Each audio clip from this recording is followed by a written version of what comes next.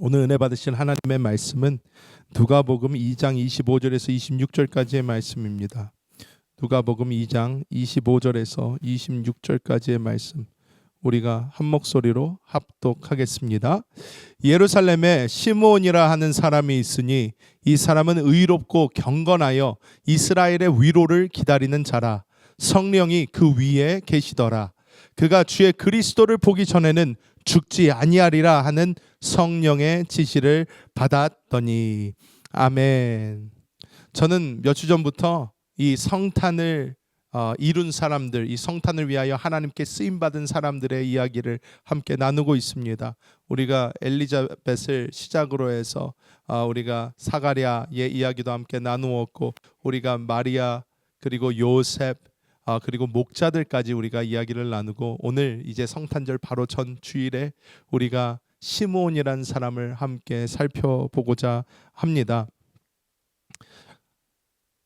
요즘은 크리스마스 분위기가 생각보다 덜 나는 것 같습니다. 특히 우리 아틀란타가 갑자기 오늘부터 또 날씨가 확 좋아지면서 크리스마스 되면 좀 추워야 될 것 같은데 이게 아주 따뜻하게 60도까지 오늘 또 올라간다고 하고, 크리스마스 때도 그렇게 따뜻하다고 합니다. 화이트 크리스마스를 기다리는 것은 안 될 것 같습니다. 우리가 한국에서도 풍경을 생각해 보면 거리마다 막 캐럴도 틀어놓고 이렇게 하면서 크리스마스 분위기가 이렇게 나고 하는데, 사실 이 시므온이 살던 그 당시의 이스라엘의 모습은 그렇게 즐겁고 평안하지 못했습니다. 이 시므온이 살고 있었던 그때는 이스라엘은 암흑기, 하나님의 침묵기 속에 있었습니다. 말라기 선지자를 마지막으로 400년 동안 계시의 말씀이 없습니다. 그렇다 할 선지자도 나타나지 않습니다. 때문에 우리가 처음에 배웠던 이 사가랴나 엘리자벳의 아들인 세례 요한, 이 침례 요한이 그렇게 집중을 받았습니다. 왜? 조용했던 이스라엘 땅에 갑자기 외치는 사람이 나온 거예요. 어마어마한 사건이었습니다. 그러니까 사람들이 다들 광야로 몰려가서 이 세례 요한을 보고자 했던 것입니다. 왜? 하나님이 400년 동안 말씀이 없으셨었어요. 하나님의 음성이 없었다는 것입니다. 그런데 그 시대를 살아가는 다른 인물 중에 이 시므온이라는 사람이 있었습니다. 이 시므온이라는 사람, 오늘 말씀을 보면 나이가 지극히 있습니다. 나이가 좀 있고, 하나님께서 이 시므온에게는 특별한 은혜를 주셨는데, 어떤 은혜냐? 하나님의 성령으로 충만하여 이 사람이 하나님의 성령 안에서 어떤 계시를 받습니다. 어떠한 계시를 받냐? 그리스도를 직접 보기까지 너가 죽지 않을 거다. 너희가 그때까지 살아야 된다. 라는 하나님의 어떠한 사명을 받은 사람입니다. 오늘 이 시므온의 이야기를 우리가 함께 살펴보면서 하나님께서 시므온을 통하여 우리에게 주고자 하시는 그 은혜가 무엇인지 우리가 함께 나눠보고자 합니다. 첫 번째로, 시므온은 어떤 사람이었나? 성령이 머무는 사람이었습니다. 오늘 25절 말씀 우리가 함께 볼까요? 25절을 보면, 예루살렘에 시므온이라 하는 사람이 있으니 이 사람은 의롭고 경건하여 이스라엘의 위로를 기다리는 자라. 성령이 그 위에 계시더라. 이렇게 이야기합니다. 영어로도 보면 The Holy Spirit was on him 이렇게 나옵니다. 그에게 계시더라. on하다, 위에 이렇게 계시다라는 거예요. 자, 여러분, 이 시므온을 오늘 25절 말씀에서 살펴보면 시므온에 대한 설명이 크게 세 가지를 볼 수가 있습니다. 처음에 의롭다고 나옵니다. 디카이오스라는 이 헬라어는 무슨 뜻이냐면 도덕적으로 그냥 결백하다, 도덕적으로 올바르다라는 어떠한 그런 뜻을 넘어서 하나님과의 올바른 관계가 세워진 상태를 의미합니다. 하나님과 올바른 관계가 세워져 있었어요. 그뿐만이 아니라 경건한 사람이었다 이야기를 합니다. 율라베스라는 단어인데, 이 단어는 유라는 단어가 잘이라는 거예요. 잘했다 할 때 이 잘입니다.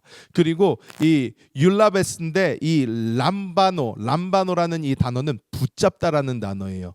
유랑 람바노라는 단어의 합성어입니다. 그런데 이 람바노는 뭐냐면 붙잡다라는 단어예요. 잘 붙잡다라는 말입니다. 이 시므온이라는 사람은 어떤 사람이냐? 하나님의 말씀을, 하나님을 잘 붙들고 가던 사람이다. 이렇게 우리가 이해할 수가 있어요. 의롭고 경건하다. 하나님과의 온전한 관계를 가지고 있었고 하나님을 잘 붙들고 따라가는 그러한 사람이었다라고 이야기를 하는 것입니다. 뿐만이 아니라 가장 중요한 대목이 있습니다. 그것은 무엇이냐? 바로 성령이 그 위에 계시더라라는 이 부분입니다. 성령이 그 위에 계시더라. 이게 왜 대단한 걸까요? 왜냐하면 이때는 우리가 잘 봐야 됩니다. 우리가 이것은 누가복음, 즉 신약의 이야기입니다. 신약의 이야기지만 이때는 아직 예수님께서 돌아가시기 전입니다.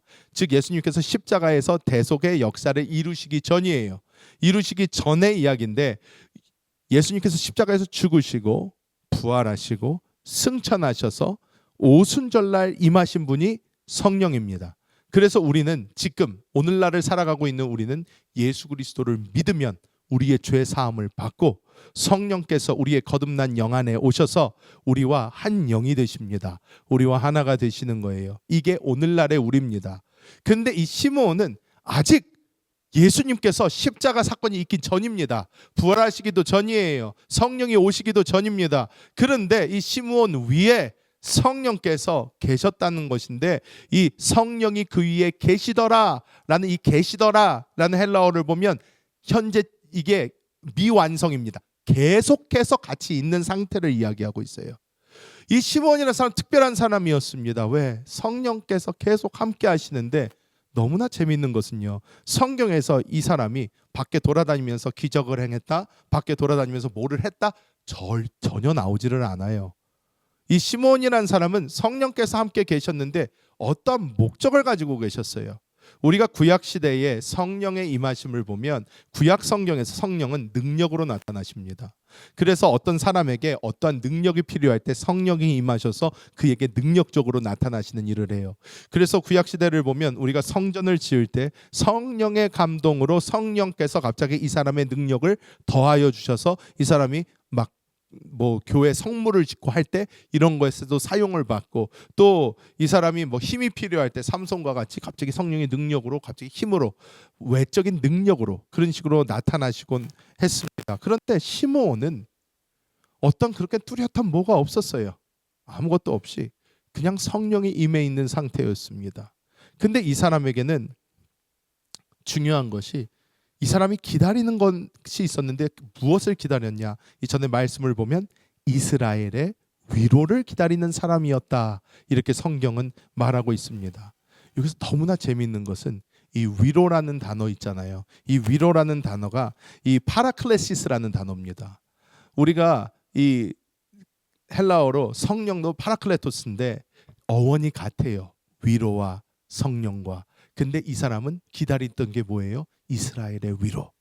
이스라엘에게 주어질 그 위로를 기다리는 사람이었는데 이 사람에게 성령이 늘 함께하고 계셨다. 이렇게 말씀을 하고 있는 것입니다.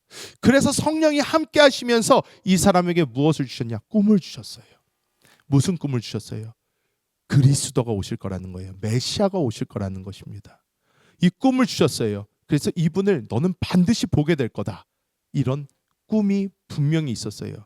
이 시므온의 눈에는 이 나이를 먹고 이제는 정말로 노쇠해져가는 그 나이임에도 불구하고 이 사람은 계속해서 이 꿈을 가지고 갔어요. 하나님께서 분명히 말씀하셨다. 성령께서 나에게 말씀을 주신다.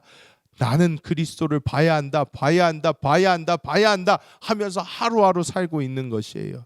그리스도를 만날 것이다. 만날 것이다. 만날 것이다 하면서 이 사람은 1년 2년, 3년 성경은 정확하게 이야기하고 있지는 않지만 오랜 세월을 지나 보냈을 것이라는 것입니다. 여러분 예전에 이 버마 그러니까 지금은 미얀마입니다. 이 미얀마의 선교사로 있었던 아도니람 저슨이라는 사람이 있었습니다. 아도니람 저슨이라는 사람이 있었는데 이 사람은요 미얀마 땅에 대한 비전을 받았어요. 소망을 받았습니다. 소명을 받았어요. 그래서 이 사람이 나는 미얀마 땅에 복음을 전하겠다. 버마에 복음을 전하겠다. 저희가 오랫동안 함께 기도했던 이 미얀마로 가신 그 김병천 선교사님이라고도 계십니다. 그 선교사님도 이전에 선교 훈련 받으실 때부터 맨날 입버릇처럼 주여 나를 버마로 보내소서, 나를 버마로 보내소서 그랬는데 그 버마의 초창기의 선교사로 들어가신 인물입니다. 들어갔는데 우리가 그렇게 하나님으로부터 비전을 받고 꿈을 받고 들어갔으면 뭔가 역사가 일어날 것 같잖아요. 뭔가 될 것 같습니다. 근데 이분이 들어갔어요. 그 땅을 들어갔는데 자기를 기다리고 있었던 것은 무엇이냐? 적대적 환경이었습니다. 사람들이 아무도 반겨주지를 않아요. 사람들이 오히려 굉장히 적대적입니다. 잘 받아들여 주지도 않습니다. 뿐만 아니라 전혀 낯선 환경과 땅으로 가서 그곳에서 먹고 생활하다 보니까 이 선교사님의 아내분과 자녀가 다 그 땅에서 죽어버립니다. 그리고 뿐만 아니라 복음을 전하다가 그 버마 당국에게 잡혀서 감옥에 들어가게 됩니다. 감옥에 갇혀 있는 이 선교사님에게 이 선교사님의 이 친구가 이 분을 조롱하듯이 편지를 이렇게 보냈다고 합니다. Hey Judson, how are the prospects over there? 그곳의 전망이 어떻냐? Judson, 그곳의 전망은 어떻냐? 프로스펙에 대해서 물어봤어요. 근데 그때 이 선교사님은 그 친구에게 다음과 같이 편지를 썼다고 합니다.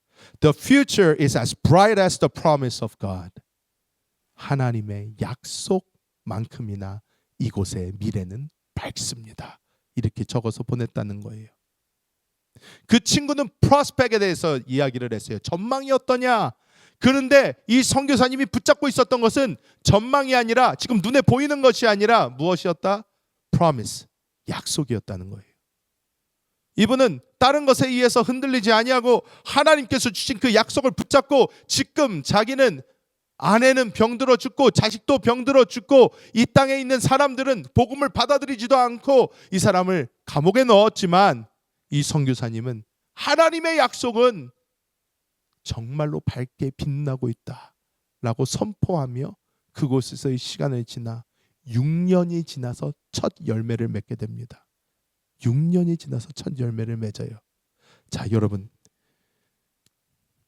시므온, 이 저슨 선교사님 공통점이 무엇입니까? 오랜 시간 동안 눈에 보이는 거 없고 손에 잡히는 거 없습니다. 하지만 그들에게는 공통적으로 불타고 있는 하나님의 비전, 성령이 주신 꿈이 있단 말이에요. 그게 무엇입니까? 이 저슨 목사님은 이 버마 땅을 하나님께서 구원하실 거다 라는 그 꿈으로 불타고 있었고, 이 시므온은 나는 그리스도 메시아를 볼 것이다 라는 꿈이 타오르고 있었다는 것입니다. 여러분, 제가 말씀드렸듯이 구약의 인물에 가까운 시므온은 우리와 같이 한영된 성령을 가지지도 못한 상태에서도 늘 성령의 꿈에 사로잡혀서 걸어가고 있었는데, 지금 우리 성령과 하나 돼서 걸어가고 있는 우리는 어떻게 살아야 되겠습니까?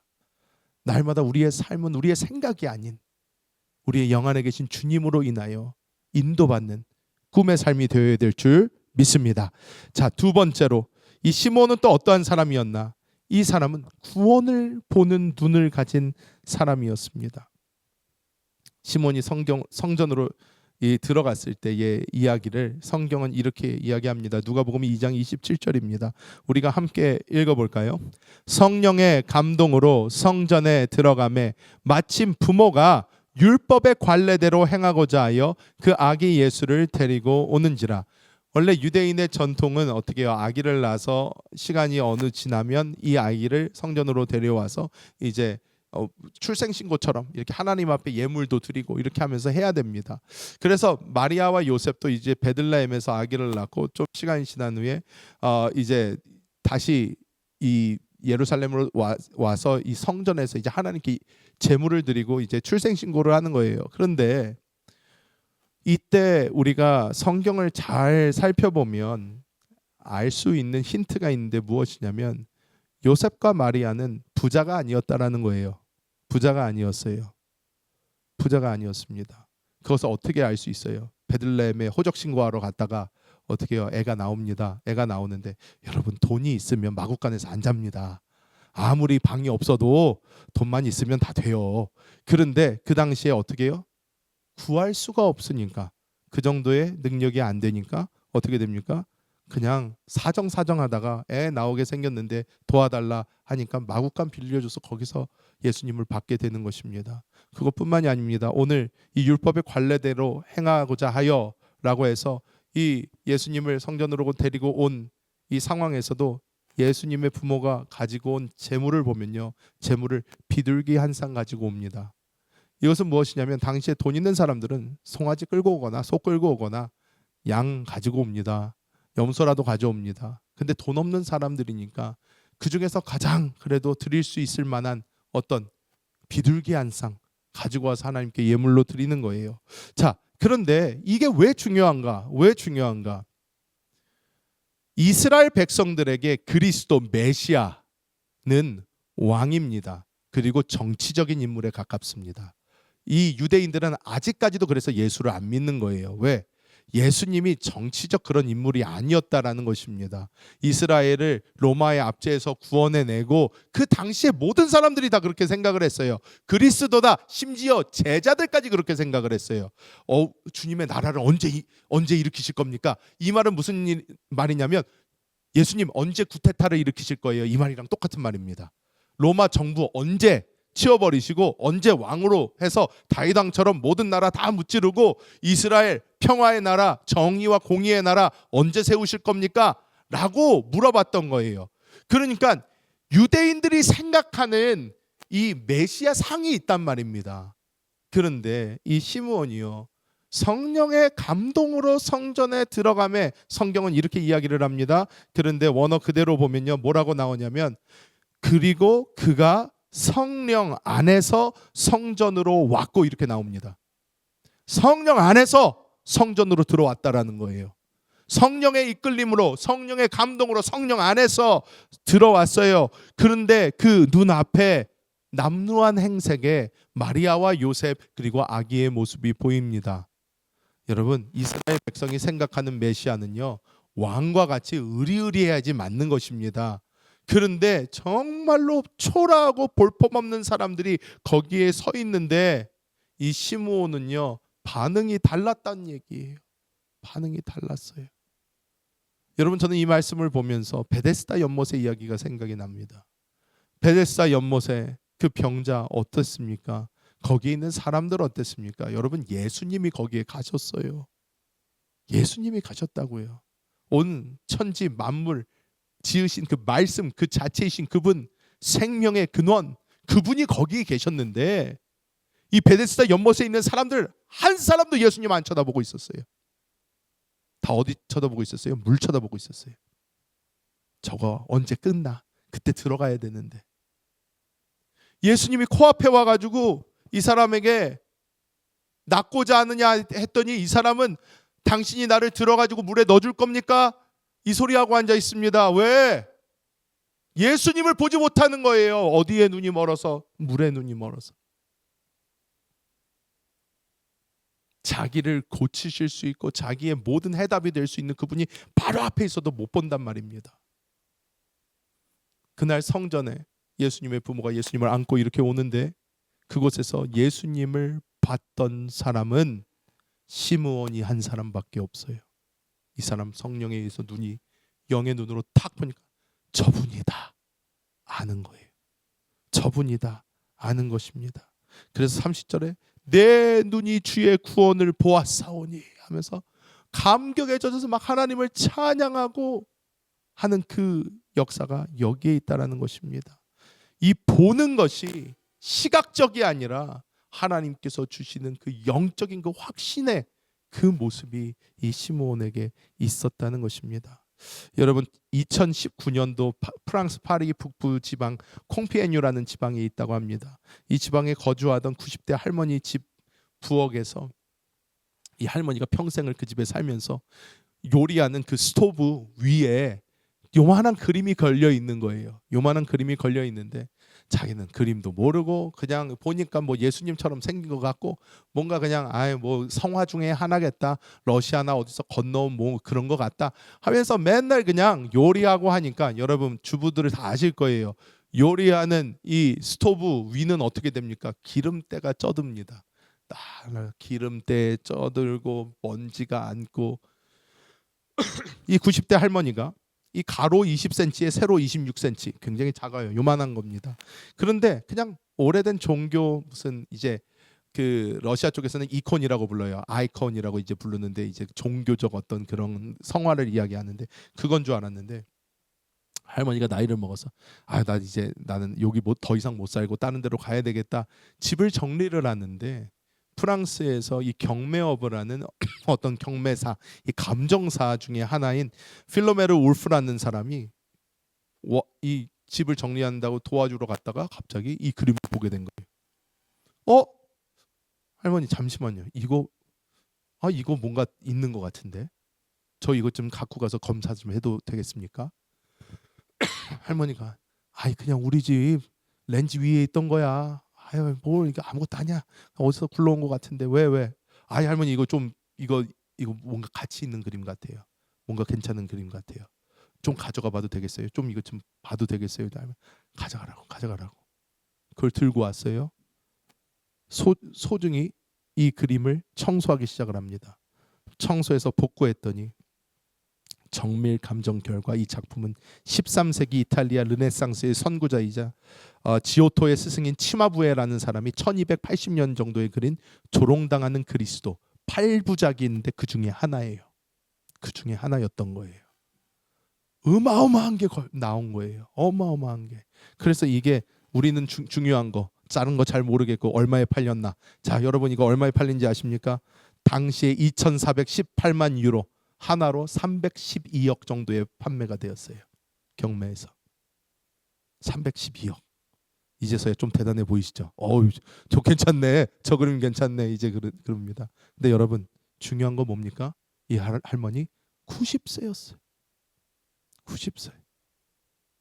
평생 동안 그거 눈앞에 두고 있었는데 312억짜리. 다 늙어서 이제 죽기 바로 앞에 가서 이제 다른 집으로 옮기려고 그러는데 그때 찾은 거예요. 이 예화가 주는 교훈이 무엇입니까? 우리는 우리 영안에 이 우주보다 귀한 주님을 모시고 있는데, 이 주님이 우리 안에 계시고, 이 주님이 우리의 문제의 해답이고, 이 주님이 우리의 모든 것 되시는데, 이 주님을 평생 동안 내 안에 계신 것을 모르고 사는 사람들이 너무 많아요. 예수를 믿어도 구만리장천 어딘가에 계신 주님, 허공에다가 주여 주여 외치고 하나님 내 기도 들리시나요? 여러분 그 주님이 우리 안에 살아계시단 말이에요. 이 주님을 우리가 빨리 알면 빨리 알수록 그 은혜 가운데 살 수가 있습니다. 우리는 우리 영안에 계신 이 주님을 똑바로 볼 수 있는 이 영안이 열려야 될 줄 믿습니다. 자, 마지막으로 이 시므온이 예수님 보고 한국말로 외쳤다 하면 이렇게 외쳤을 거예요. 임무 완료 했을 것입니다. 여러분 28절, 29절이죠. 29절 말씀 먼저 볼까요? 29절에 어떻게 이야기합니까? 주제여, 이제는 말씀하신 대로 종을 평안히 놓아 주시는도다. 이렇게 이야기합니다. 28절을 보면요, 시므온이 아기를 안고 하나님을 찬송하여 이르되 하고 이 말씀을 한 거예요. 자, 여기서 예수님을 안고 라고 하는데, 이 안고, 데코마이라는 이 단어는 영접을 의미합니다. 예수님을 이제 영접한 거예요. 자기가 받아들이는 거예요. 구세주를 드디어 뵙습니다 하고 자기가 품에 안으면서, 그러면서 하나님께 이제 찬양하면서 외칩니다. 주제여, 이렇게 이야기를 하는데, 이 주제라는 단어는 우리가 흔히 말하는 주여보다 한 단계 더 높습니다. 데스포테스라는 이 단어는 한 단계 더 높아서 나의 생사 여탈권을 쥐고 있는 주인을 이야기합니다. 그 주인, 나에게 비전을 주시고 나에게 약속을 주시고 나에게 이 메시아를 보게 해주신다고 약속하신 그 주님 외치는 것입니다. 그러면서 이야기를 합니다. 나를 평안히, 종을 평안히 놓아주시는도다. 이렇게 고백을 합니다.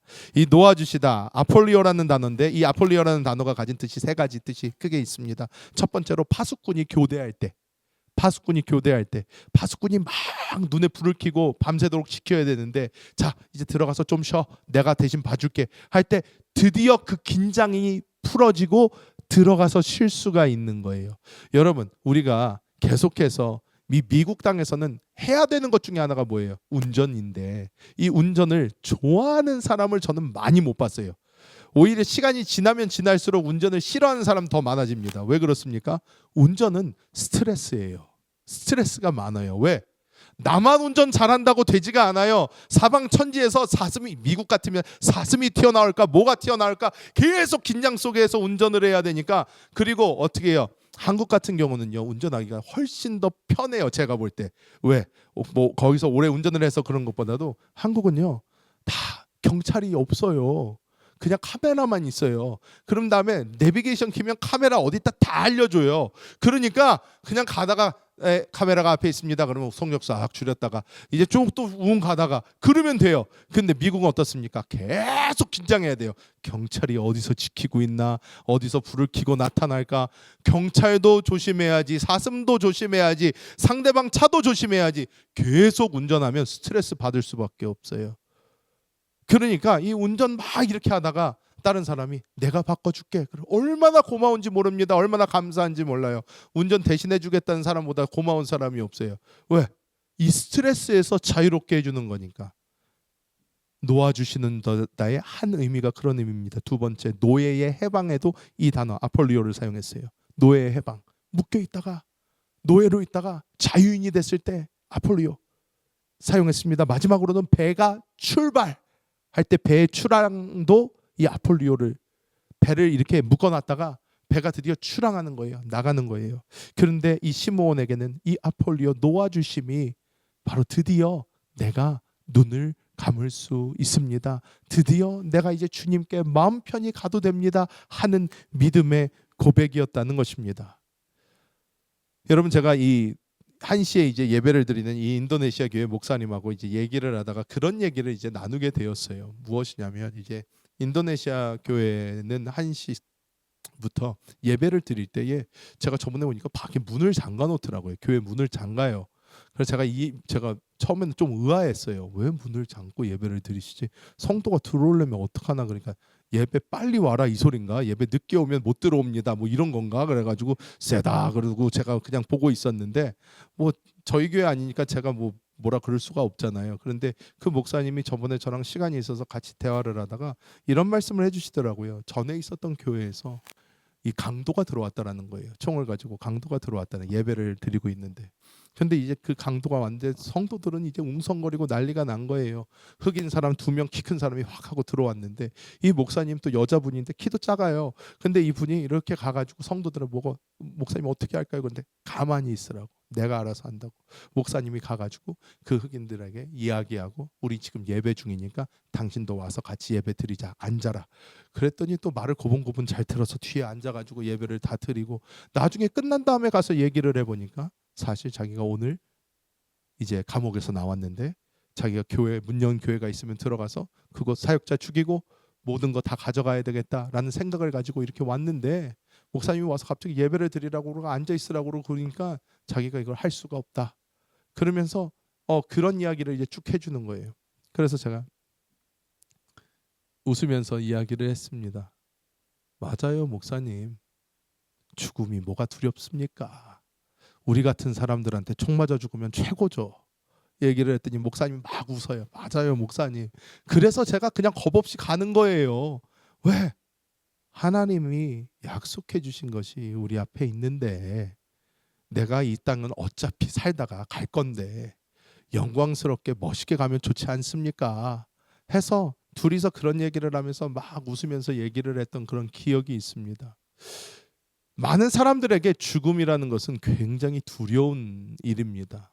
미지의 세계와 같고, 내가 죽으면 어떻게 되지? 죽으면 어떨까? 죽음을 생각만 해도 막 기분이 안 좋습니다. 심리학적으로 보면 죽음이라는 것을, 자기가 죽음이라는 어떤 그 생각을 할 때 심리학적으로 사람이 본인의 이름이나 본인의 이미지랑 죽음이랑은 연결을 안 시키려고 한대요. 이게 너무나 큰 스트레스라 사람들이 알아서 피한대요. 죽음이라는 것을 지우든가 생각을 안 하게 하던가 스스로 피하게 한다고 합니다. 근데 우리가 알아야 되는 것이 있는데, 이 시므온처럼 내가 맡은 일 다 하고 하나님께서 말씀하신 거 지키고 나 이제 드디어 주님께로 갑니다 하는 우리의 그 마음이 있을 수 있어야 된다라는 것입니다. 다음 그림을 보면 이 미국 전도자였던 이 D.L. 무디 목사님의 임종 장면입니다. 1899년 12월 22일 날 평생 복음 전파의 파수꾼으로 살았던 이 무디 목사님이 숨을 거두기 직전에 아들 이 윌이 이 목사님의 임종을 지켰어요. 손을 잡고 이렇게 있는데 저기는 지금 왔네요. 근데 이 무디 목사님이 이렇게 이야기를 했다고 합니다. 땅이 물러가고 하늘이 열리고 있구나. 윌, 이것은 꿈이 아니다. 정말 황홀하구나.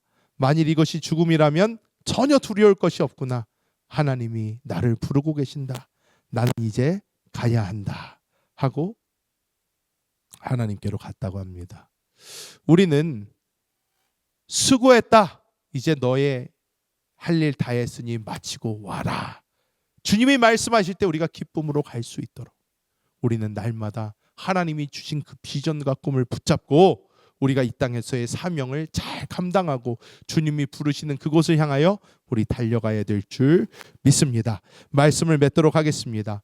여러분, 이 시므온의 이야기는 단순히 2000년 전에 살았던 어떤 사람의 이야기가 아닙니다. 오늘날 우리에게 주시는 하나님의 말씀입니다.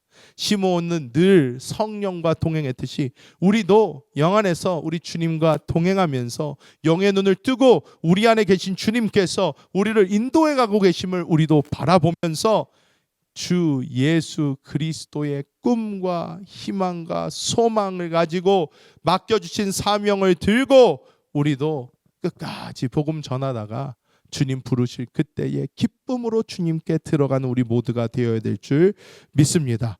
오늘 우리도 이 시므온과 같이 주님께 나아가도록 날마다 성령이 충만하여 우리 주님 뜻 받들고 나가는 우리 모두가 되어야 될 줄 믿습니다.